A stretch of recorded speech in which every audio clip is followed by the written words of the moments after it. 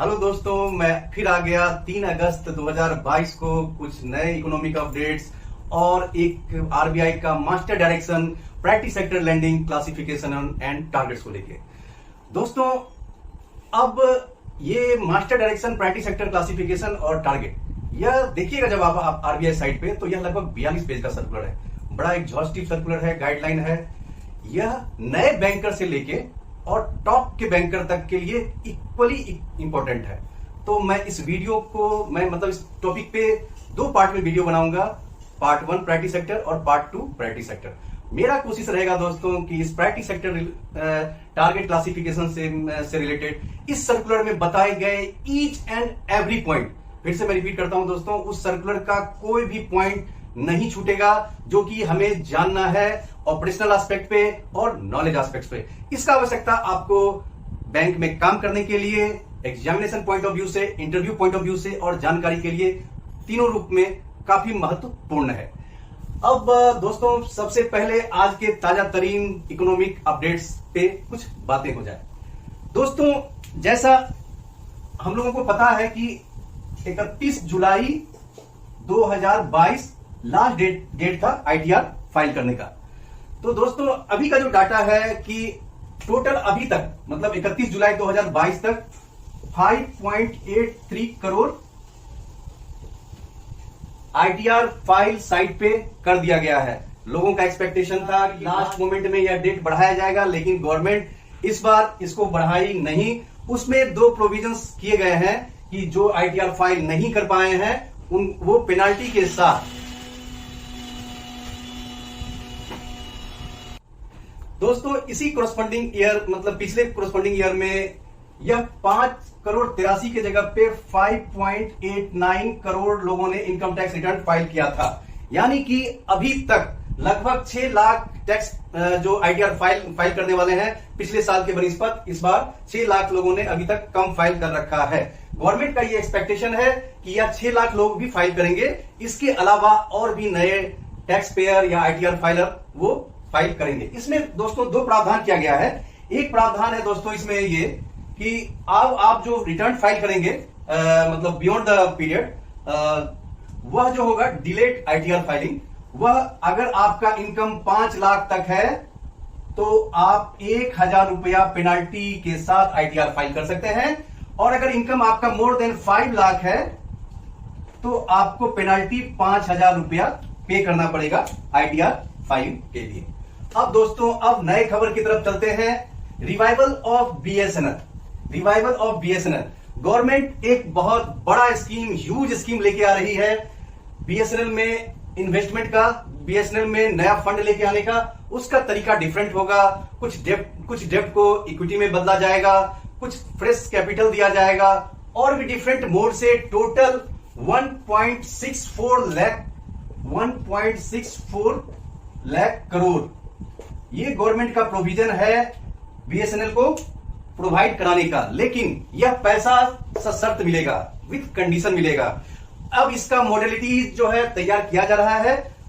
जो telecom secretary ने एक इंटरव्यू में बताया है कि वह गवर्नमेंट अब एक एग्रीमेंट करेगी बीएसएनएल के साथ। कुछ आमूलचूल परिवर्तन करने पड़ेंगे बीएसएनएल को डिफरेंट पैरामीटर्स पे, लाइक कस्टमर एक्विजिशन, उसके बाद रिवेन्यू जनरेशन, और टोटल ये समझिए कि बीएसएनएल को आमूलचूल परिवर्तन लाना पड़ेगा अपने अंदर डिफरेंट पैरामीटर्स पे। और उसी एवज में आप गवर्नमेंट 1.6 लाख करोड़ का डिफरेंट वे में उसमें इन्वेस्टमेंट करेगी। अब यहां एक छोटा सा चीज मैं डिस्कस करना चाहूंगा। देखिए, अभी 5G का ऑप्शन हुआ और सरकार के पास लगभग 1.59 लाख करोड़ का बिडिंग आया। अब आप एक चीज देखिए कि एक खबर आता है कि इतना अमाउंट बिडिंग के लिए आया, लेकिन आप एक चीज समझिए कि उतना ही अमाउंट लगभग गवर्नमेंट लगा रही है बीएसएनएल को फिर से रिवाइव करने के लिए। तो एक तरफ आप पैसे को ला के खुश हो रहे हैं और दूसरी तरफ आपका पैसा कहीं ऐसे जगह पे लग रहा है जो कि अभी स्ट्रेस में है। लेकिन अगर यह रिवाइव कर जाता है तो गवर्नमेंट का जो सोच है वह सफल हो जाएगा, यह ऑर्गेनाइजेशन के लिए भी और उससे रिलेटेड जितने भी स्टेक होल्डर्स हैं उनके लिए भी। अब आ रही है दोस्तों, अगला खबर है जीएसटी से रिलेटेड ई इनवॉइसिंग। दोस्तों, ई इनवॉइसिंग 1 अक्टूबर 2022 से जिनका भी टर्नओवर, जो भी फर्म का टर्नओवर मोर देन 10 करोड़ है, पहले यह थ्रेशोल्ड था टर्नओवर का, अगर 20 करोड़ से ज्यादा है तो हर एक इनवॉइस ई इनवॉइसिंग होता था, अब उसको घटा के कर दिया जाएगा 10 करोड़ तक, और यह इफेक्टिव है आपका 1 अक्टूबर 2022 से। छोटा छोटा बात है इस न्यूज में, 2-3 बात, कि जब भी अगर कोई फर्म उसका टर्नओवर 10 करोड़ से ज्यादा है तो अब उसको हर एक ट्रांजैक्शंस के लिए ई इनवॉइसिंग जनरेट करना पड़ेगा। अब ये इसका आवश्यकता क्यों पड़ा, इसको समझिए। कई सारा खबर हम लोग सुनते आते हैं कि इनपुट टैक्स में हेराफेरी किया जाता है फर्मों के द्वारा। यहां उस हेराफेरी को बिल्कुल समाप्त कर दिया जाएगा। कैसे समाप्त होगा? जैसे अगर मान लिया जाए कोई एक फर्म दूसरे फर्म को माल बेच रही है, तो वहां ई इनवॉइसिंग के थ्रू एक स्पेसिफिक नंबर जनरेट होगा, जो कि जिसका वैलिडेशन जीएसटी पोर्टल पे भी होगा, और उसी यूनिक नंबर के अगेंस्ट में जिसके पास माल जा रहा है वो रिकॉन्साइल होगा। यानी कि अब हेराफेरी करने की संभावना लगभग समाप्त हो जाएगी ये ई इनवॉइसिंग के चलते। अब आ जाइए दोस्तों कुछ बैंकिंग टर्म्स पे, कुछ बैंकिंग इंपॉर्टेंट टर्म्स पे, जो टर्म्स थोड़ा सा हम लोग कई बार सर्कुलर पढ़ने के समय में रूबरू होते हैं। मैं कोशिश करता हूं इसको थोड़ा सा आसानी से साधारण भाषा में समझाने के लिए। एक वर्ड दोस्तों हम लोग इस सर्कुलर में भी पढ़ेंगे, फैक्टरिंग। आप लोग भी रूबरू होते होंगे, फैक्टरिंग।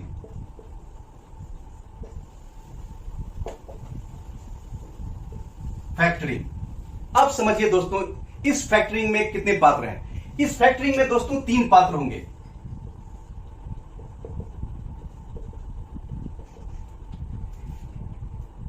इस फैक्टरिंग में दोस्तों 3 पात्र होगा। एक होगा आपका सेलर,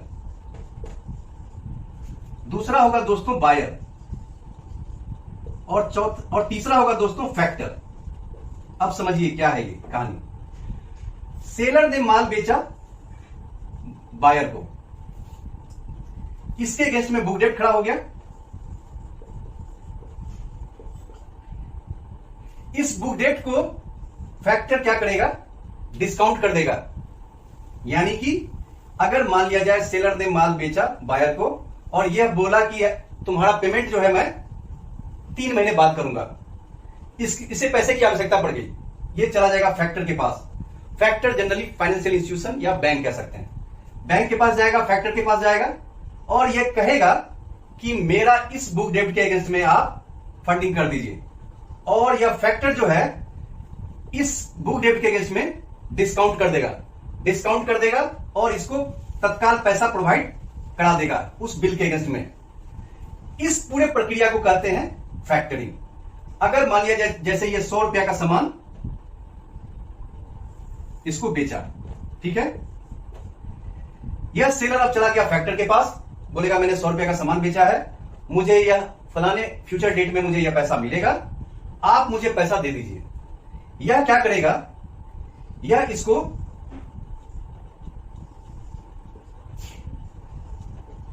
80 से 85 रुपया, कोई भी हो सकता है, 80 से 90 रुपया, यह इसको पे कर देगा। ठीक है, जब फाइनल डेट पे जब यह बायर अब किसको पेमेंट करेगा? बायर पेमेंट करेगा फैक्टर को। बायर कितना पेमेंट करेगा? 100 रुपया, क्योंकि 100 रुपया क्या था, 100 रुपया का जो है एडवाइस जनरेट हुआ था, 100 रुपया पेमेंट किया। अब ये फैक्टर क्या करेगा? 80-85 रुपया पहले दे चुका है, 5 रुपया हो सकता है और दे देगा, 5 रुपया और वापस कर देगा, और 10 रुपया कमीशन अपने पास, 10 रुपया कमीशन अपने पास रख लेगा। अब इसको आम भाषा में अगर समझाएं दोस्तों, तो फैक्टरिंग वह प्रक्रिया है जिसके द्वारा आप अपने बुक डेप्ट को रियलाइज करवा लेते हैं। अब आ जाइए फैक्टरिंग दोस्तों, यह 2 तरह का हो सकता है।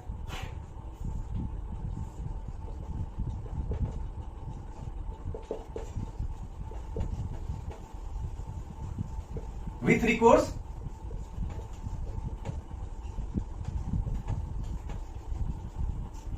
Without recourse. अब समझिए इसको आसान भाषा में कि विद रिकॉर्ड्स क्या होता है, विदाउट रिकॉर्ड्स क्या होता है। जैसे अगर ए ने बी को माल बेचा और यह इस बिल के अगेंस्ट में बैंक से लोन ले लिया, बैंक से फैक्टरिंग करवा लिया, तो अगर बैंक ड्यू डेट पे पेमेंट किससे मांगेगी, बी से। अगर यह बी नहीं देता है और इस कंडीशन में अगर यह ए अंडरटेक करता है कि अगर बी नहीं देगा तो मैं दूंगा, तो इसको कहेंगे विथ रिकॉर्ड्स। यानी कि इसमें रिस्पॉन्सिबिलिटी किसकी होगी, इसमें रिस्पॉन्सिबिलिटी होगी सेलर की। लेकिन दूसरा कंडीशन हो सकता है कि फैक्टरिंग हो और ए बोले कि अगर बी पेमेंट नहीं करेगा तो उसमें मेरी जिम्मेदारी नहीं है, और उसके बाद अगर बैंक फाइनेंस करता है या फैक्टर फाइनेंस करता है तो उसको बोलेंगे विदाउट रिकॉर्ड्स। यानी कि उसमें टोटल रिस्पॉन्सिबिलिटी किसका आ जाएगा, फैक्टर का, बैंक का।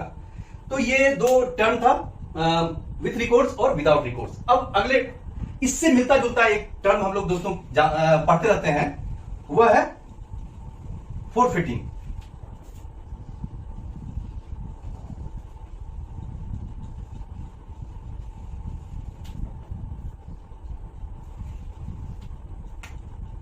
अगला टर्म है दोस्तों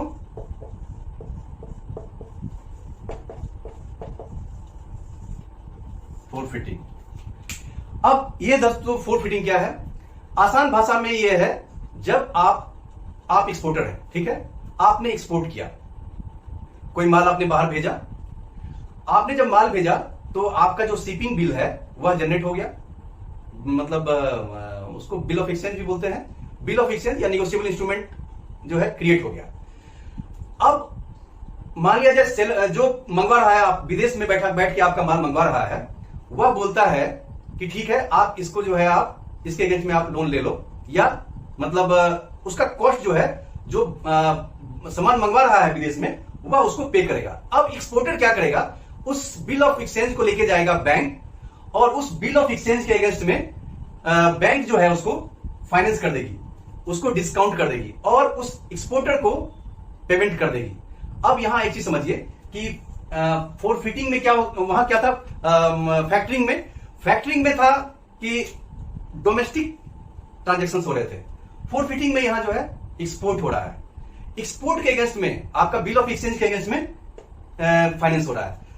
अब थोड़ा सा इसमें इसका कौन कौन सा इंपॉर्टेंट पार्ट कौन कौन सा हो जाएगा, एक हो जाएगा एक्सपोर्टर जो कि इंडिया में बैठा हुआ है, ये हो जाएगा बैंक या फाइनेंशियल इंस्टीट्यूशन, और तीसरा हो जाएगा जो इंपोर्टर जो कि अब्रॉड में बैठा हुआ है, ठीक है। यहां दोस्तों यह सामान भेजा 100 रुपया का, तो यहां फैक्टरिंग के केस, सॉरी फोरफिटिंग के केस में दोस्तों 100 रुपया तुरंत इसको डिस्काउंट कर देगी, इसको पेमेंट कर देगी एक्सपोर्टर को बैंक। वहां जहां आपको फैक्टरी के केस में 80 से 90% कर रहा था, यहां जो है आपका 100% कर देगा।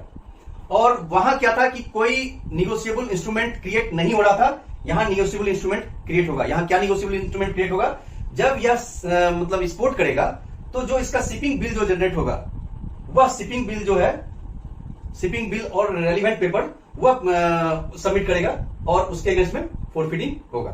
थोड़ा सा दोस्तों अब जो है ना इसमें इसको कंपेयर अगर करना है, अगर फोरफिटिंग और फैक्टरिंग को आप कंपेयर जब कीजिएगा तो ये जो है फोरफिटिंग आपका एक्सपोर्ट के केस में था और फैक्टरिंग आपका लोकल में था। अब दोस्तों आइए master direction, priority sector, classification, targets पे इसका बैकग्राउंड के बारे में थोड़ा डिस्कस करें। यह जो अपडेटेड गाइडलाइन आया है ना 2020 में, सितंबर 4 2020 में, उसके बाद जो लास्ट अपडेट हुआ है यह 29 अप्रैल 2021 को लास्ट अपडेट हुआ है। 29 अप्रैल 2021 को लास्ट अपडेट हुआ है आरबीआई साइट पे। तो आज हम जो 3 अगस्त को जो बात कर रहे हैं, तो अभी तक का ये लेकिन सारा अपडेटेड है। अब इसका बैकग्राउंड क्या है दोस्तों कि 2 कमिटी वर्क कर रही थी। एक तो था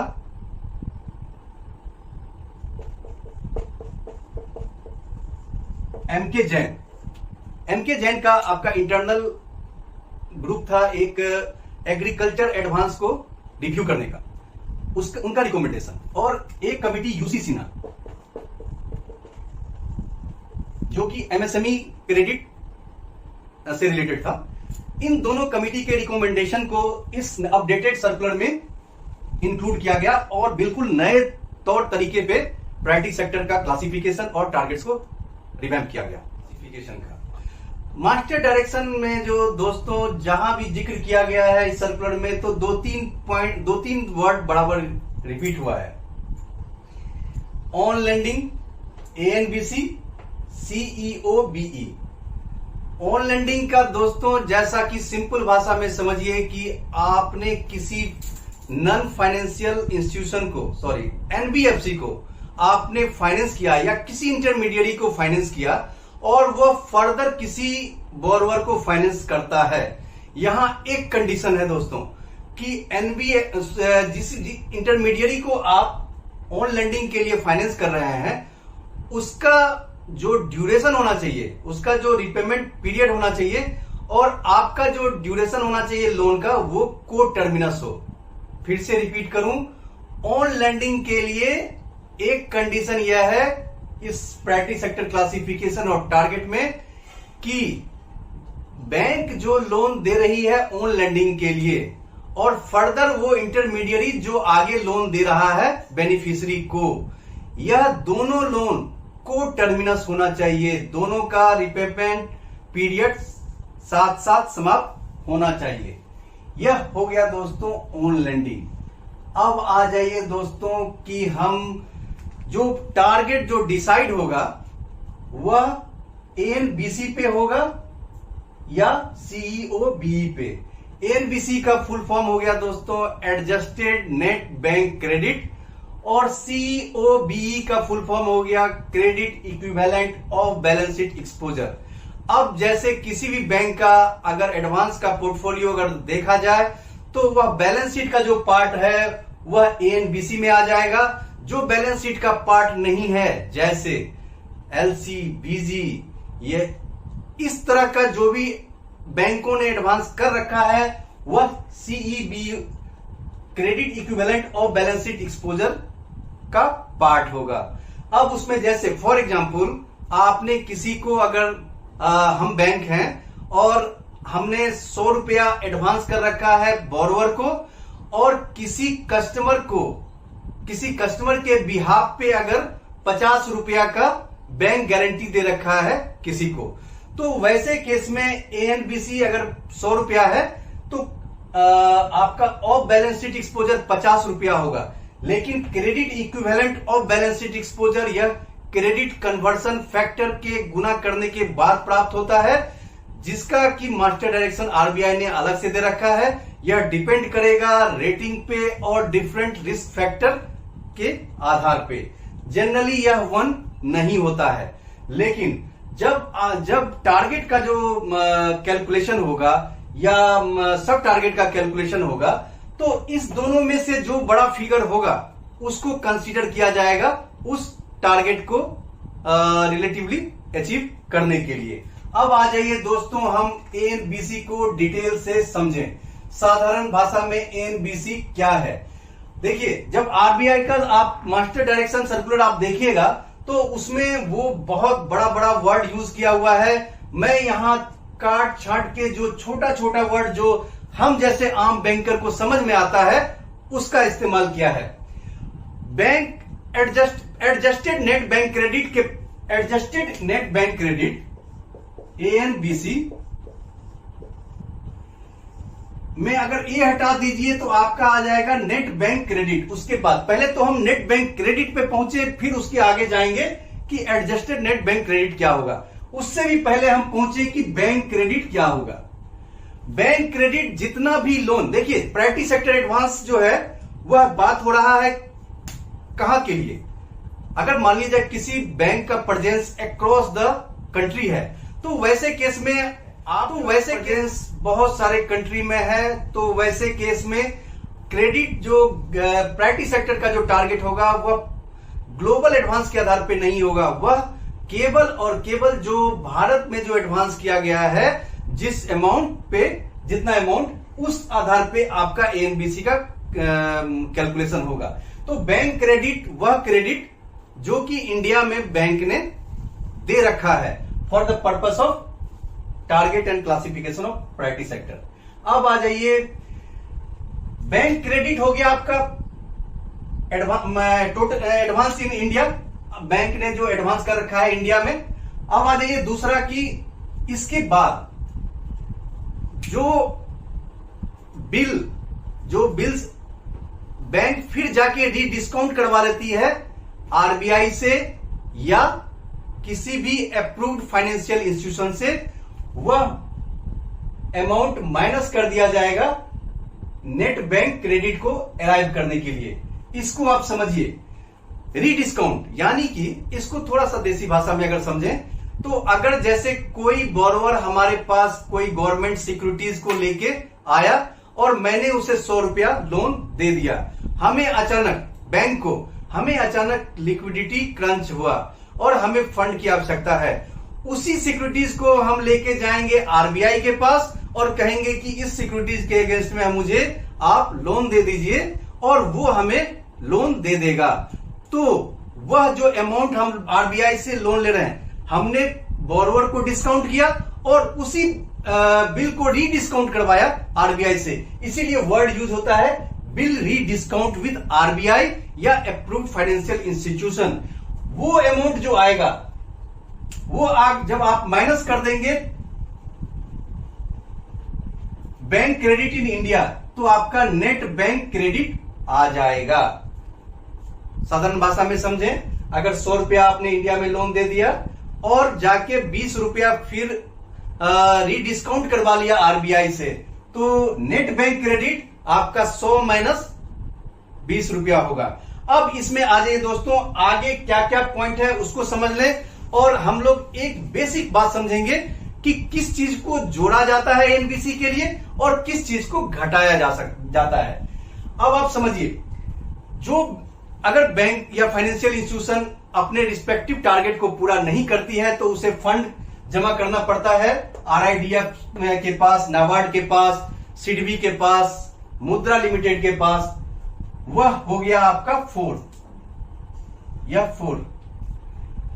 long term bond for infra and housing. अगर बैंक ने लॉन्ग टर्म बॉन्ड में इन्वेस्ट कर रखा है जो कि इंफ्रास्ट्रक्चर और हाउसिंग के लिए इशूड किए हुए थे, वह हो गया 5। एडवांस, इंक्रीमेंटल एडवांस, जो भी आपका इंक्रीमेंटल डिपॉजिट है एफसीएनआर का या एनईआर का, एफसीएनआर बी या एनईआर का, एनआरई का, उसके अगेंस्ट में जो एडवांस अगर आपने कर रखा है वो है 6। गवर्नमेंट पीएसबी बैंक का रिकैपिटलाइजेशन के लिए बॉन्ड लेके आई थी, अगर उसमें इन्वेस्टमेंट है तो वो है 7। कोई आपका कोविड पीरियड के दौरान लॉन्ग टर्म रेपो ऑपरेशन 2.0 यह हेल्ड टिल मैच्योरिटी एक नया विंडो आरबीआई लेके आई थी, उसमें अगर बैंकों का अगर कोई भी इन्वेस्टमेंट है तो वो हो गया 9। Other investment eligible for priority sector, अगर आप कोई भी ऐसा इन्वेस्टमेंट करते हैं और वह इलिजिबल है क्लासिफिकेशन के लिए प्रायोरिटी सेक्टर में, तो वह 8 हो गया। और नन एसएलआर एसटीएम, यानी कि वो सारे एसएलआर जो हेल्ड टिल मैच्योरिटी है, non SLR held till maturity 10। देखिए, ये जो नंबरिंग है वह कोई यूनिक नहीं है, हम इस बात को थोड़ा सा अंडरलाइन करने का कोशिश ये करेंगे, सिंपल कंसेप्चुअल वाइज समझने की कोशिश करेंगे कि किसे जोड़ा जाता है और किसे घटाया जाता है। तो सबसे पहले तो आपका हो गया जो बैंक क्रेडिट इंडिया में हो रखा है,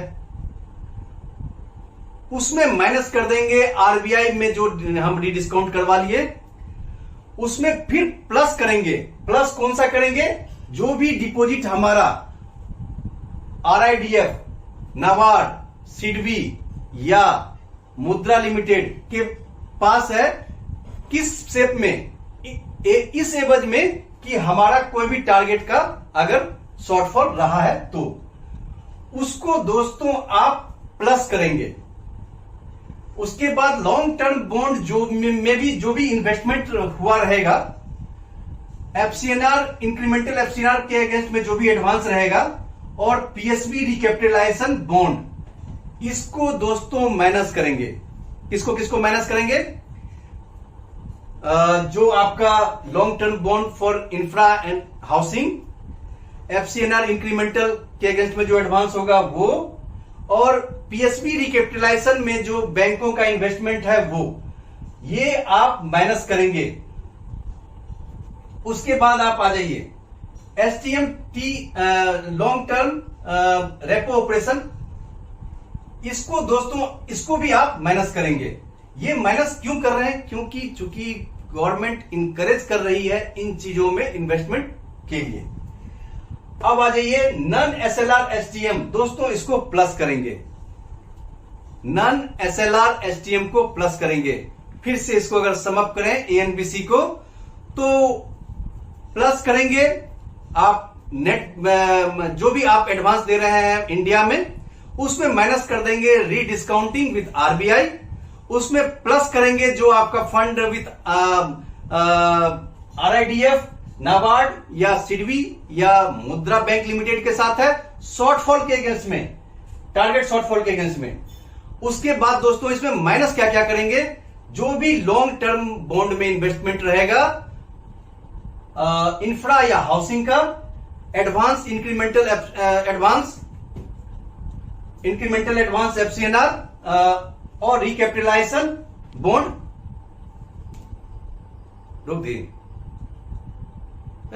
रुको ना, तुम बोलते HTM TLTRO 2.0 में जो इन्वेस्टमेंट रहेगा दोस्तों, वह भी आप माइनस कर लेंगे। जिसमें गवर्नमेंट इंकरेज कर रही है वो माइनस होगा, और बाकी जो आपका एडवांस पार्ट है वो प्लस होगा। ठीक है दोस्तों, अब यहां हम net bank adjusted net bank credit समझ गए। प्लस करेंगे दोस्तों ये, और माइनस करेंगे ये। अब आ जाइए दोस्तों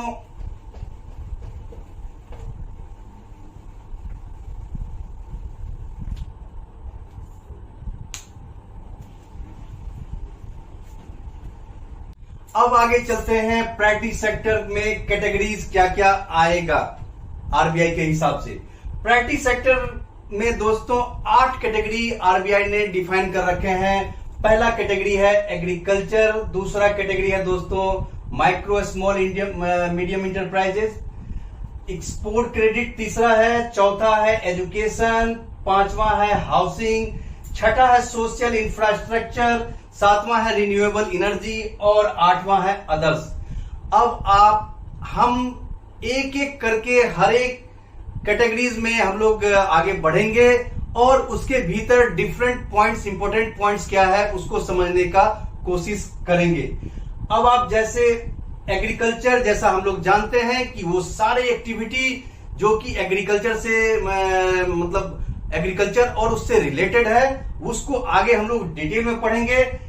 माइक्रो स्मॉल इंटरप्राइजेस का दोस्तों हम लोग इससे पहले एक वीडियो और बना के डाला हुआ है, master direction lending to MSME, उस वीडियो को जरूर देखिए। उसमें माइक्रो स्मॉल मीडियम इंटरप्राइजेस से रिलेटेड सारे क्लासिफिकेशंस और प्रूडेंशियल गाइडलाइन जो भी है RBI का उसमें उपलब्ध है। उसके बाद एक्सपोर्ट क्रेडिट दोस्तों, वो क्रेडिट साधारण भाषा में जो कि एक्सपोर्ट से मतलब एक्सपोर्ट के लिए है। Education loan, housing loan, social infrastructure, renewable energy और अदर, यह 8 जो है दोस्तों, यह 8 आपका।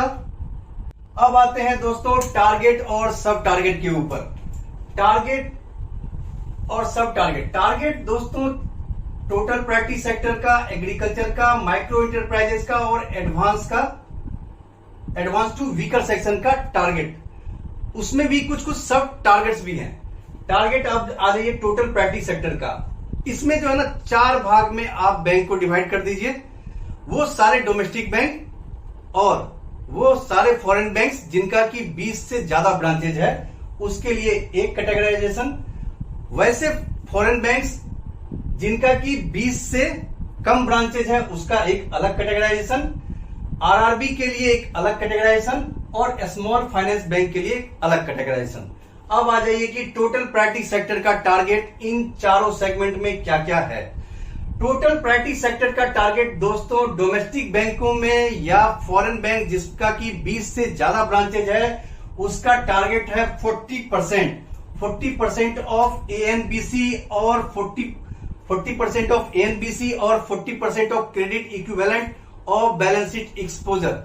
ऑफ बैलेंस शीट एक्सपोजर में दोस्तों एक पॉइंट मैं यहां रिपीट कर दूं कि ऑफ बैलेंस शीट एक्सपोजर में जो भी आप एडवांस करते हैं वह प्रायोरिटी सेक्टर के लिए रिकॉन नहीं करता है, लेकिन एक एक्सेप्शन है इसमें। एक एक्सेप्शन क्या है कि अगर फॉरेन बैंक जिसका कि ब्रांचेज 20 से कम है, वैसे केस में अगर वह नॉन फंड बेस्ड एडवांस करती है प्रायोरिटी सेक्टर को तो वह रिकॉन होगा प्रायोरिटी सेक्टर के लिए, सब्जेक्ट टू कंडीशन उस नॉन फंड बेस्ड को एएनबीसी में जोड़ दिया जाएगा। इसको आसान भाषा में अगर समझाएं तो अगर कोई बैंक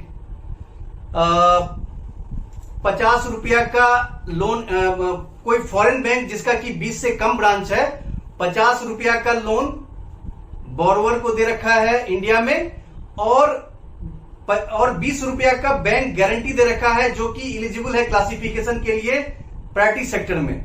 अगर वह बैंक कहता है कि ये जो मैंने बैंक गारंटी दे रखा है आप इसको रिकॉन कीजिए प्रायोरिटी सेक्टर एडवांस के लिए, तो वह किया जा सकता है। सब्जेक्ट टू कंडीशन क्या होगा, उस नॉन फंड बेस्ड अमाउंट को आपको एएनबीसी में जोड़ करके फाइनल अमाउंट डिराइव करना पड़ेगा। अब फिर से वापस आते हैं total priority sector target domestic bank और foreign bank more than 20 branch 40% है। क्लियर। अब अगला पॉइंट पहुंचते हैं दोस्तों।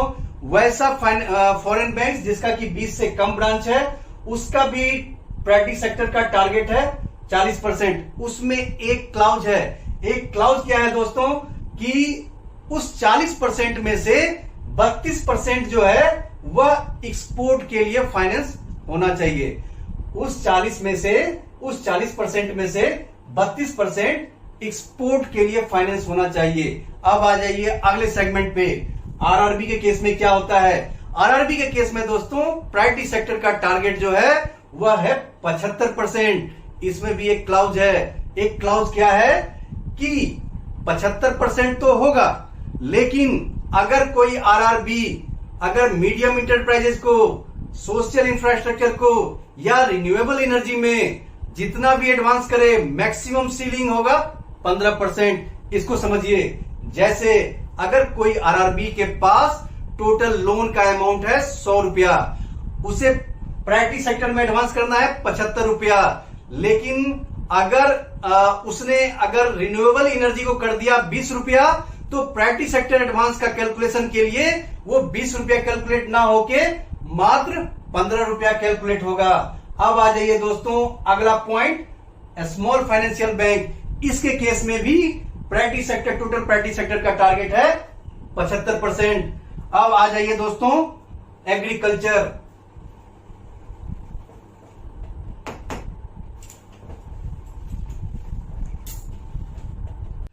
एग्रीकल्चर का केस में दोस्तों यहां टारगेट है 18%। यहां टारगेट है, इसके लिए एप्लीकेबल नहीं है। इसका भी टारगेट है दोस्तों 18% और इसका भी टारगेट है दोस्तों 18%। डोमेस्टिक बैंक और फॉरेन बैंक 20 से ज्यादा ब्रांच, एग्रीकल्चर का टारगेट है 18%। Foreign bank less than 20 branch, कोई टारगेट नहीं एग्रीकल्चर के लिए। और आरआरबी 18% और स्मॉल फाइनेंस बैंक 18%। अब इसमें एक चीज समझ लीजिए, इसमें सब टारगेट्स दिया हुआ है। सब टारगेट क्या है? सब टारगेट है इसमें 10%। यह सब टारगेट किसके लिए है? स्मॉल मार्जिनल फार्मर के लिए। स्मॉल मार्जिनल फार्मर के लिए, स्मॉल मार्जिनल फार्मर के लिए। स्मॉल और मार्जिनल फार्मर के बारे में समझिए दोस्तों। स्मॉल फार्मर वह फार्मर जिसके पास 1 हेक्टेयर का लैंड है। मार्जिनल फार्मर जिसके पास 1 हेक्टेयर से लेकर 2 हेक्टेयर तक का लैंड है। इरिगेटेड लैंड, तो उसको स्मॉल फार्मर कहेंगे 1 हेक्टेयर, और 1 हेक्टेयर से 2 हेक्टेयर कहेंगे मार्जिनल फार्मर। अब इसमें ये जो टोटल 18% एग्रीकल्चर का, उसके भीतर सब टारगेट है कि इस 18% का इस 18% आउट ऑफ दिस 18% में 10% जो है ना, मतलब इस 18 रुपया में से 10 रुपया जाना चाहिए स्मॉल और मार्जिनल फार्मर के पास। अब आ जाइए अगले टारगेट की तरफ। अगला टारगेट है माइक्रो इंटरप्राइजेज। माइक्रो इंटरप्राइजेज का टारगेट है दोस्तों 7.5% ऑफ एएनबीसी और credit equivalent of balance sheet exposure. Foreign bank के केस में दोस्तों जहां की 20 से कम ब्रांचेज है वहां ये एप्लीकेबल नहीं है। आरआरबी के केस में भी दोस्तों यह 7.5%, और स्मॉल फाइनेंस के केस में भी दोस्तों यह है 7.5%। अब आ जाइए दोस्तों वीकर सेक्शन। देखिए वीकर सेक्शन का जब हम लोग डिटेल से आगे जब क्लासिफिकेशन पढ़ेंगे इसी सर्कुलर में, तो वहां हम क्या क्या कैटेगरी, क्या क्या बोरोवर्स का टाइप फॉल करेगा वीकर सेक्शन में, वहां हम लोग समझेंगे। यहां अभी हम लोग टारगेट समझ लें कि डोमेस्टिक बैंक के केस में टारगेट है आपका 12%।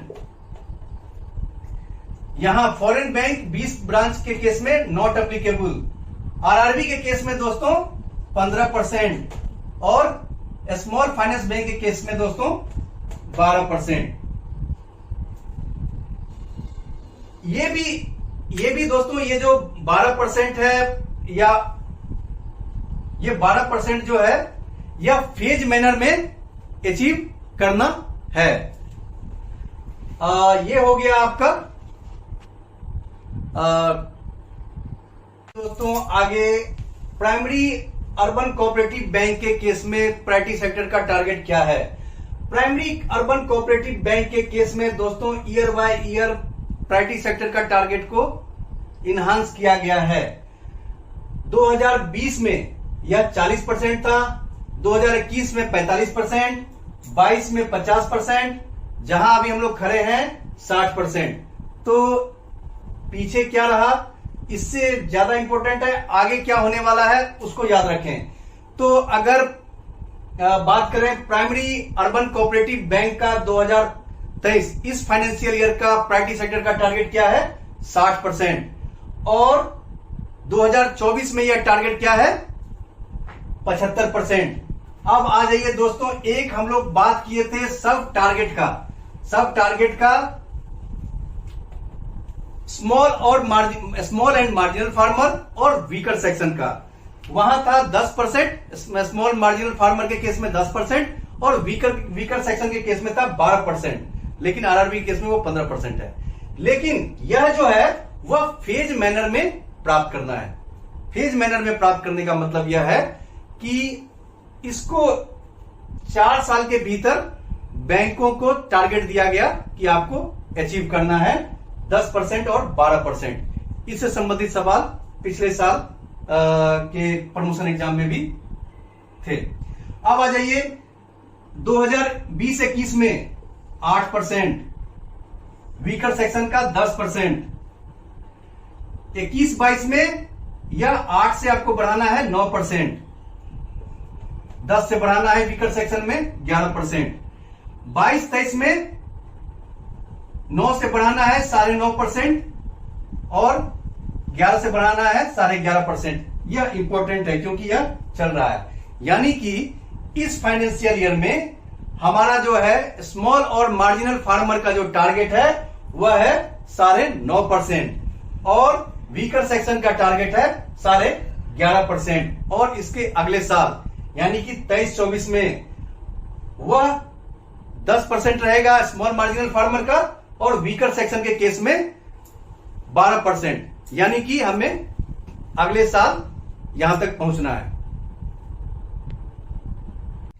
अब आइए डिफरेंट जो 8 कैटेगरीज था प्रायोरिटी सेक्टर क्लासिफिकेशन का, उसको 1 by 1 पढ़ते हैं।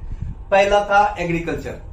अब आ जाइए एग्रीकल्चर में दोस्तों तीन सेगमेंट हो गए, farm credit, agri infra, ancillary service. Farm credit दोस्तों यह नॉन कॉर्पोरेट को दिया जाता है, जैसे हो गया इंडिविजुअल, एसएचजी, जेएलजी, और कॉर्पोरेट को भी दिया जाता है। उसका अलग अलग कैटेगराइजेशन है। फार्म क्रेडिट के केस में, इंडिविजुअल के केस में आप 9 तरह के लोन अगर देते हैं तो वह एग्रीकल्चर में क्लासिफिकेशन उसका होता है।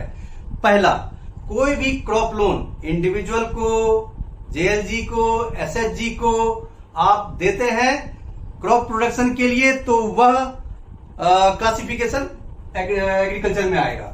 दूसरा, अगर आप उसको टर्म लोन देते हैं एग्रीकल्चरल या उससे एलाइड से रिलेटेड तो वो भी क्लासिफिकेशन एग्रीकल्चर में आएगा। तीसरा दोस्तों, कोई भी एडवांस अगर आप इंडिविजुअल को प्री हार्वेस्ट और पोस्ट हार्वेस्ट से रिलेटेड एक्सपेंस के लिए देते हैं तो उसका क्लासिफिकेशन भी एग्रीकल्चर में आएगा। चौथा आ जाइए दोस्तों, अगर आप किसी स्मॉल और मार्जिनल फार्मर को एग्रीकल्चरल लैंड परचेज करने के लिए लोन देते हैं तो भी वह एग्रीकल्चरल एडवांस में क्लासिफिकेशन होगा।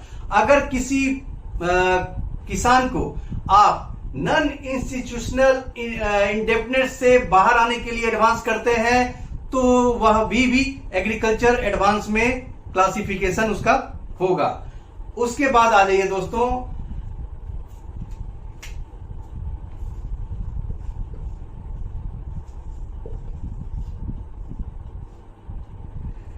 ई नेशनल वेयरहाउस रिसीट।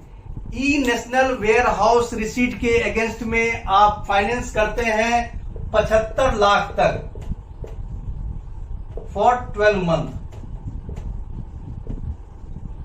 तो वह एग्रीकल्चर एडवांस में क्लासिफाई होगा। लेकिन अगर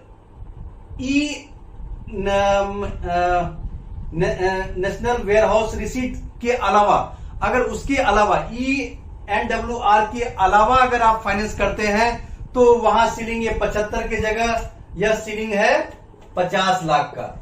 टाइम ड्यूरेशन सेम है 12 महीना। अब आ जाइए अगला पॉइंट दोस्तों, अगर किसी मतलब एग्रीकल्चरल बोरोवर को आप उसके खेत में सोलर पंप लगाने के लिए फाइनेंस करते हैं तो भी वह एग्रीकल्चर एडवांस में आएगा। उसके अगला पॉइंट, अगर किसी किसान को उसके खाली जमीन पे सोलर प्लांट लगाने के लिए देते हैं, वहां सोलर पंप था, यहां सोलर प्लांट, यानी कि वो कोई एग्रीकल्चरल फंक्शन नहीं कर रहा है लेकिन फिर भी गवर्नमेंट इसको इनकरेज करने के लिए एग्रीकल्चर में क्लासिफिकेशन कर रही है कि अगर किसी किसान को उसके बैरन जमीन पे, उसके फैलो खाली जमीन पे अगर सोलर प्लांट लगाने के लिए फाइनेंस कर रहे हैं तो उसका क्लासिफिकेशन एग्रीकल्चर में आएगा। अब आ जाइए दोस्तों,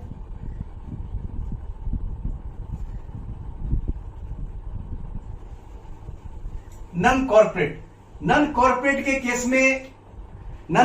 केस में दोस्तों जब किसी कंपनी को आप एडवांस करते हैं इसी एग्रीकल्चरल पर्पस के लिए यानी कि क्रॉप प्रोडक्शन के लिए, तो वैसे केस में प्रत्येक ग्राहक का जो सीलिंग है वह है 2 करोड़ पर बोरोवर। नॉन कॉर्पोरेट के केस में कॉर्पोरेट ग्राहक को क्रॉप प्रोडक्शन के लिए आप अगर एडवांस करते हैं, वो सारे मतलब क्रॉप प्रोडक्शन से हुआ, पोस्ट हार्वेस्ट, प्री हार्वेस्ट से रिलेटेड एक्सपेंसेस के लिए देते हैं तो 2 करोड़ पर बोरोवर वह एग्रीकल्चर में क्लासिफिकेशन होगा।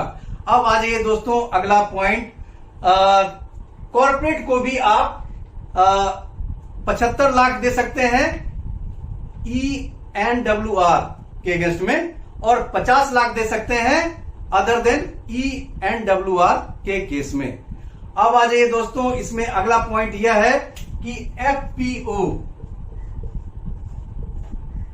FPO और FPC। FPO farmer producing organisation, farmer producing committee, इसको अगर आप फाइनेंस करते हैं तो यहां जो सीलिंग है वह है 5 करोड़। 5 करोड़ तक का एडवांस एग्रीकल्चर में क्लासीफाई होगा। इसमें एक कंडीशन है कि ये जो मतलब आप फाइनेंस करेंगे तो उस फार्म प्रोड्यूसिंग ऑर्गेनाइजेशन का एक बायबैक का एग्रीमेंट होगा फार्मर के साथ एक तय रेट पे। तो अब आ जाइए अगला point, agri infra. Agri infra के केस में दोस्तों अगर पूरे बैंकिंग इंडस्ट्री से 100 करोड़ पूरे बैंकिंग इंडस्ट्री से एग्री इंफ्रा के लिए आप फाइनेंस कर रहे हैं तो वह एग्रीकल्चर में क्लासीफाई होगा। अब आ जाइए दोस्तों एंसिलरी सर्विस। एग्रीकल्चर में एंसिलरी सर्विस क्या क्या हो जाएगा दोस्तों? पहला तो है कि अगर मतलब 5 करोड़ तक का जो लोन आप कर रहे हैं फार्मर प्रोड्यूसिंग ऑर्गेनाइजेशन को बायबैक के साथ, वो आ जाएगा। दूसरा दोस्तों कि अगर कोई स्टार्टअप लेके आता है एग्रीकल्चर में तो उस केस में 50 करोड़ तक का एडवांस, 50 करोड़ तक का एडवांस यह जो है वह आपका एग्रीकल्चर में आएगा। स्टार्टअप का जो क्लासिफिकेशन है ministry of commerce and industry, उसका कंप्लाई होना चाहिए उस स्टार्टअप यूनिट के द्वारा। उसके बाद दोस्तों किसी भी एग्रो प्रोसेसिंग यूनिट को 100 करोड़ बैंकिंग इंडस्ट्री के द्वारा 100 करोड़ जो फाइनेंस करेंगे तो वह एग्रीकल्चर में आएगा।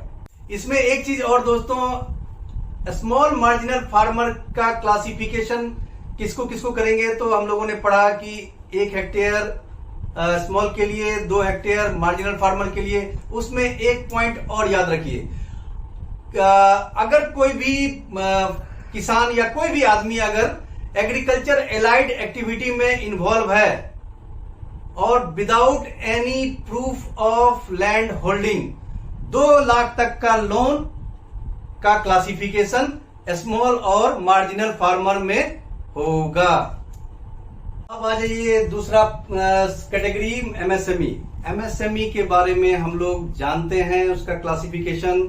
सीधा चलते हैं कि क्या क्या एलिजिबल होगा इस कैटेगरी में क्लासिफिकेशन के लिए। तो फैक्टरिंग जो है विथ रिकोर्स फैक्टरिंग जो है वह एमएसएमई में क्लासिफिकेशन के लिए एलिजिबल होगा, लेकिन फैक्टरिंग जो है आरआरबी के लिए और अर्बन कोऑपरेटिव बैंक के लिए एलिजिबल नहीं होगा।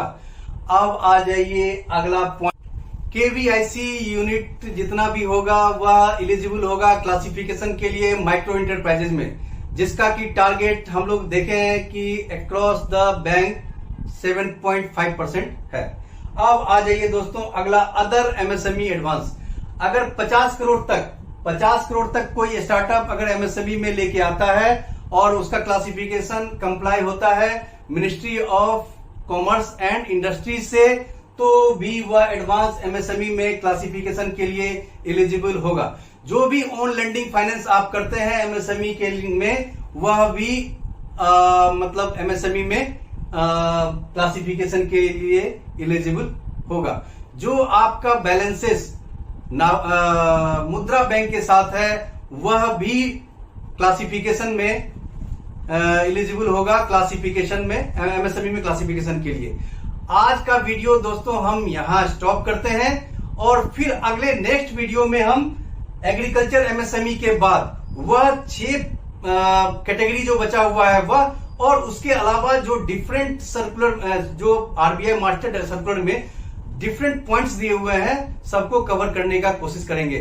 थैंक यू दोस्तों, thank you very much for listening patiently, thank you very much.